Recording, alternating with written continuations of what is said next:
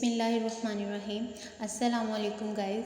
आज जो हम टॉपिक कवर करने जा रहे हैं वो है अहमद अली का नॉवल जो कि ट्विलाइट इन दिल्ली है। अहमद अली जो है वो first phase of Pakistani literature के नॉवलिस्ट हैं, पोइट हैं, क्रिटिक हैं, as well as translator and scholar भी हैं। तो आप लोग जो है इसके प्रीवियस लेक्चर में मैंने अहमद अली की बायोग्राफी जो है उसे डिटेल में डिस्कस किया है। आप लोग उससे अप्रोच कर सकते हैं, उसका लिंक जो है मैं डिस्क्रिप्शन बॉक्स में ऐड कर दूँगी, आप लोग वहाँ पे क्लिक करके इस लेक्चर को अप्रोच कर सकते हैं। So without any delay let's get started from the character list of Twilight in Delhi. So first जो किसका कैरेक्टर है वो है मीर निहाल का, जो कि इस प्ले का सेंट्रल कैरेक्टर है। एंड अहमद अली ने हाईलाइट किया है दिल्ली के अंदर जो पेट्रोलर सोसाइटी थी उसके एटीट्यूड को through this character bye portraying this character. और ये जो कैरेक्टर है ये बेसिकली मेल्स को पोर्ट्रे कर रहा है, उनकी मॉरल वीकनिंग्स को पोर्ट्रे कर रहा है। एंड यू कैन से कि ये जो मीर निहाल हैं ये आखिरी इंसान थे जिन्होंने जो है दिल्ली के सरेंडर का लास्ट इवेंट विटनेस किया था। और वो लास्ट इवेंट कब हुआ था? 14 सितंबर 1957 को इन्होंने अपनी आंखों से वो इवेंट देखा था। एंड यू कैन से कि इन्होंने पेन इतनी ज़्यादा फील की थी बिकॉज़ ये जो थे अपने दिल से जो है ना एक पैट्रियोटिक किस्म की पर्सनालिटी थी। इसी वजह से इन्होंने टॉर्चर फील किया एट द हिंदुस्तान स्लेवरी। लेकिन इनका बिलीव था कि अगर ये डायरेक्ट यूज़ करेंगे ना वेपन्स का तो वो ज़्यादा बेटर होगा टू लाइब्रेट हिज कंट्री, यानी कि अपनी कंट्री को आज़ाद करने के लिए इन्होंने डायरेक्ट यूज़ किया वेपन्स का instead of using the useless activities और waste like rallies, marks, strikes. ठीक है, इन सारी यूज़लेस एक्टिविटीज़ को जो है ना परफॉर्म करने के बजाय इन्होंने डायरेक्ट यूज़ किया वेपन्स का। अब हम आते हैं जी सेकंड कैरेक्टर पे। सॉरी, इस कैरेक्टर में मैंने आप लोग को एक और बात बतानी थी कि ये जो कैरेक्टर है ये इनके पास एक प्रोस्टिट्यूट है जिसका नेम था बब्बन जान, और ये एक डांसिंग गर्ल थी। ये यंग गर्ल है जो कि जिनके थ्रू जो है ये सारे सेक्सुअल प्लेयर्स जो थे वो अवेल करते थे। सो अब जो है हम लोग नेक्स्ट कैरेक्टर पे आते हैं जो कि सेकंड मोस्ट इम्पोर्टेंट कैरेक्टर है इस नॉवल का, वो है अस्कर। अस्कर जो है मीर निहाल के यंगर सन हैं।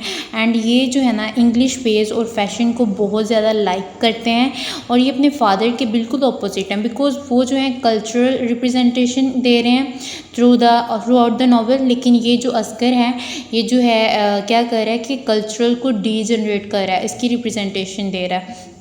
अब हम ये भी बात कर लेते हैं कि जैसे इसके फादर के पास एक प्रोस्टिट्यूट गर्ल है बब्बन जान, वैसे ही अस्कर के पास भी एक प्रोस्टिट्यूट गर्ल है, that is the Mushtari by.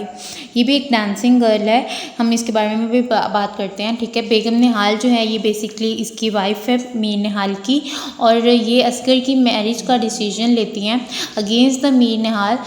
ये मीर निहाल के अगेंस्ट क्यों डिसीजन लेती है? बिकॉज मीर निहाल जो है चाहता नहीं है कि इसके जो बेटा है अस्कर उसकी शादी हो एक गरीब लड़की से। ठीक है, इसी वजह से जो है ना ये रिजेक्ट कर देता है कि इसकी प्रपोज़ल जो है ना हम लोग उधर नहीं लेके जाएंगे जो कि पुअर फैमिली से बिलोंग करते हैं। बेगम निहाल की जो एज है वो है 60 ईयर्स ओल्ड, और ये जो है ना शी बिकम्स ब्लाइंड। अब हम आते हैं जी नेक्स्ट कैरेक्टर पे, वो है बब्बन जान। बब्बन जान जो है एक डांसर और प्रोस्टिट्यूट गर्ल है नॉवल में, और हम लोग देखते हैं बब्बन जान जो है ना मीर निहाल की ज़िंदगी में एक बहुत ही इंपॉर्टेंट पर्सनैलिटी है, और ये मीर निहाल का यू कैन से कि लव भी हैं, और ये उसे एक घर भी ख़रीद के देता है ताकि वो वहाँ रह सके। और उसकी जो डेथ जब हो जाती है ना इन द नॉवल, तो ये बेसिकली मीर निहाल की लॉनलीनेस को जो है ना उसकी वजह बन जाती है। ठीक है, इसकी यानी कि डेथ हो जाती है बब्बन जान की। अब जो है हम लोग नेक्स्ट कैरेक्टर पे आते हैं, वो है मुश्तरी बाई। मुश्तरी बाई जो है ये भी एक इम्पोर्टेंट पर्सनैलिटी है लेकिन मीर निहाल के बेटे असगर अली की लाइफ में।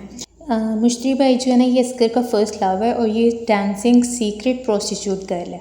ठीक है, ये बड़ा मतलब इसके पास बहुत सारी ऐसी ट्रिक्स हैं ताकि ये जो है ना असगर को सेटिस्फाइड कर सके सेक्सुअली। ठीक है, और ये से प्लेयर दे सके, इसकी बहुत ज़्यादा ट्रिक्स का यूज़ करती है।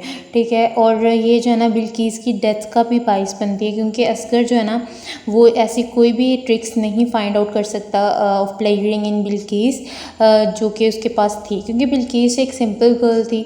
लेकिन ऑन द अदर हैंड जो है ये मुश्तरी बाई जो है ये एक प्रोस्टिट्यूट थी, तो इसके पास ट्रिक्स थी जैसे कि डांस करके दिखाना, प्लेयर प्रोवाइड करना असगर को। लेकिन बिल्किस जो थी वो एक सिंपल गर्ल थी एंड रिलीजियस गर्ल थी, तो इसी वजह से जो थी इसके पास कोई ट्रिक्स नहीं थी, कोई डांसिंग वगैरह की स्किल्स नहीं थी, तो इसी वजह से जो थी ये अस्कर को प्लेयर जो है ना प्रोवाइड नहीं कर सकती थी। बिल्किस जो है ये अस्कर की वाइफ है, ये बहुत ज़्यादा रिस्पेक्टिव और इनोसेंट गर्ल है of the low class family, और ये रिलीजियस कॉन्टेक्स्ट में जो है ना ये ग्रोन अप हुई है, इसकी परवरिश जो है ना रिलीजियस कॉन्टेक्स्ट में हुई है, और ये कभी भी फॉरवर्ड नहीं रही अपने स्टाइल्स में, ये कल्चर्स पे बिलीव करती थी।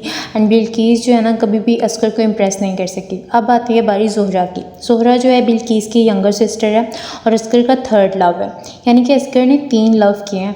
फर्स्ट ऑफ ऑल इसने किया है मुश्तरी बाई से, second one is Bilqis and third one is Zohra, जो कि बिल्किस की यंगर सिस्टर है। अब ये जो है ना ये अपनी सिस्टर बिल्किस के साथ रहती है, लेकिन after the death of her sister जो है ना ये अपनी भांजी की बहुत ज़्यादा उसकी परवरिश करती है। एंड ये जो है ना अस्कर को फिर एट द एंड जो है ना देखते हैं हम लोग, ये लेटर लिखती है, और वो लेटर ये होता है कि अब उसकी शादी जो है ना किसी और से हो गई है। ये तो थी करेक्टर डिटेल।